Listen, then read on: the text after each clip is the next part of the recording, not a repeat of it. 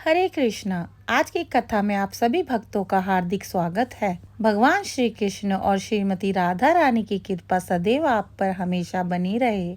इससे पहले कि सभी कथाओं को सुनने के लिए आप सभी को मेरा आभार। कृपा कथा सुनने के लिए मेरे साथ अंत तक बने रहें। कथा को सुनने से पहले मैं आपको बता दूं कि हम सुन रहे हैं पौष मास के पावन मास में सच्चे भक्तों की और प्रभु श्री कृष्ण के प्रति उनके प्रेम और भक्ति की अद्भुत और पौराणिक कथा को श्रवण कर रहे हैं। चलिए श्रवण करते हैं धना जाट की कहानी का दूसरा भाग। कथा के पहले भाग में आपने सुना श्री कृष्ण की भक्ति कर कर धन्ना जी संतों की सेवा करते थे और सभी को अपने घर लाकर भोजन करवाते थे। एक दिन धन्ना जी के पिताजी ने उनसे कहा, देखो भाई, हम लोग गृहस्थ लोग हैं। यदि महीने में एक आध बार कोई साधु आ जाए तो हम उनकी सेवा भी कर दें और उन्हें भोजन भी करा दें। लेकिन तुम्हारे इन साधुओं में से ऐसी दोस्ती हो गई है कि हर दिन कोई न कोई साधु चला आता है और अपने साथ एक दो और को लेके आ जाता है। यह ठीक नहीं है। हम या तो खेती बाड़ी का काम करें या इन साधुओं की सेवा करें। तुम तो अभी बालक हो, कुछ कमाते नहीं, तुम्हारा पालन पोषण भी हम ही करते हैं और ऊपर से तुम इन साधुओं को बुला लाते हो। इस प्रकार इन निठल्ले साधुओं की सेवा करना ठीक नहीं है। इसलिए इस बात को कान खोलकर सुन लो। आज के बाद यदि तुम किसी साधु को घर लाए तो मैं उन्हें घर में नहीं घुसने दूंगा। यदि तुम्हें साधु सेवा करनी है तो पहले कुछ कमाई करो, फिर अपनी कमाई से साधु की सेवा करो। पिताजी की बात सुनकर धन्ना जी उदास हो गए और चुपचाप खड़े हो गए। तब पिताजी ने धन्ना जी को डांटते हुए कहा, आज के बाद किसी साधु को घर में लेकर मत आना और खेतों में जाकर गेहूं बोने को कहा। खेत तैयार है, बोरियों में बीज का गेहूं रखा है, इसे बैलगाड़ी में रखकर ले जाओ और खेत में बो दो। धन्ना जी ने बैलगाड़ी में गेहूं की बोरियां रख ली और खेत में बोने चल दिए। धन्ना जी थोड़ी दूर ही चले थे, उन्हें मार्ग में 5-6 साधु संत की टोली आती दिखाई दी। धन्ना जी ने बैलगाड़ी से उतरकर उन्हें साष्टांग प्रणाम किया। संतों ने धन्ना जी को आशीर्वाद दिया और पूछा, बेटा, इस गाँव में धन्ना जी का घर कौन सा है? सुना है वह जगत गुरु रामानंदाचार्य के शिष्य हैं और बहुत ही छोटी उम्र में उन्होंने भगवान के दर्शन प्राप्त कर लिए हैं।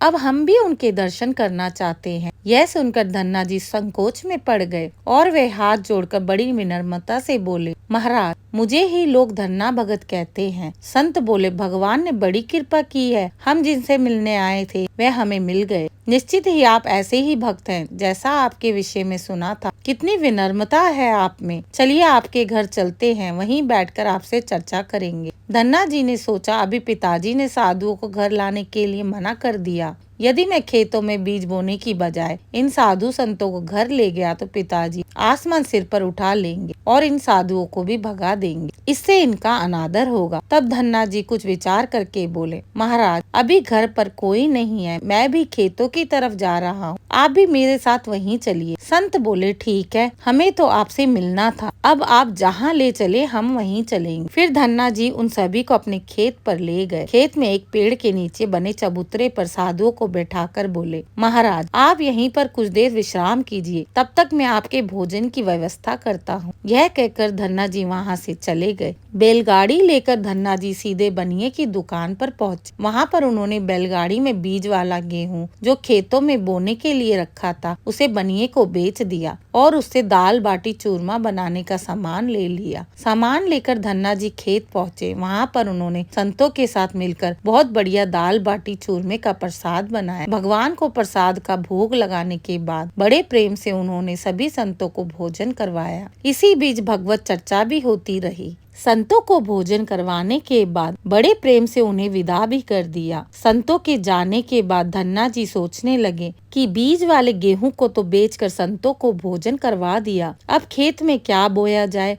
अगर पिताजी से फिर बीज मांगने गया तो पिताजी बहुत नाराज होंगे। यह सोचकर धन्ना जी ने बोरियों में रेत भर ली और आसपास के लोगों को दिखाने के लिए उस रेत को ही खेतों में बोने लगा।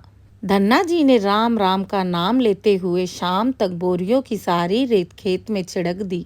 आसपास के खेत वाले देख रहे थे कि धन्ना जी खेतों में गेहूं बो रहे हैं, परंतु वे तो खेतों में रेत बो रहे थे। खेत बोने के बाद धन्ना जी बड़े प्रसन्न मन से घर की ओर चल दिए। वे सोचने लगे खेतों में तो कुछ उगना नहीं है, तो देखभाल भी नहीं करनी पड़ेगी। घर पर पिताजी ने पूछा, खेत बो आए? धन्ना जी बोले, जी पिताजी, बो आया। कुछ दिन बाद धन्ना जी के पिताजी और गांव के कुछ बड़े बूढ़े लोग धन्ना जी के पास आए और बोले, तुमने कैसा खेत बोया था? ऐसी फसल तो हमने अपने जीवन में आज तक नहीं देखी। ऐसा लगता है जैसे गेहूं का एक ही दाना नाप नाप कर एक समान दूरी पर बोया गया है और सारे ही दाने उग आए हैं। इतनी सुंदर फसल तो हमने आज तक नहीं देखी। ये सब तुमने कैसे किया? धन्ना जी सोचने लगे, ये सब उनको ताने मार रहे हैं। खेत में कुछ उगा ही नहीं होगा, इसलिए ऐसी बात बोल रहे हैं। तब धन्ना जी ने स्वयं खेत पर जाकर देखा। वहाँ जाकर वे आश्चर्यचकित रह गए। उन्होंने देखा जिस खेत में उन्होंने रेत बोई थी वहाँ पर फसल उगाई है और ऐसी सुंदर फसल उन्होंने भी कभी नहीं देखी। फसल को देखकर धन्ना जी को भगवान की कृपा का एहसास हुआ।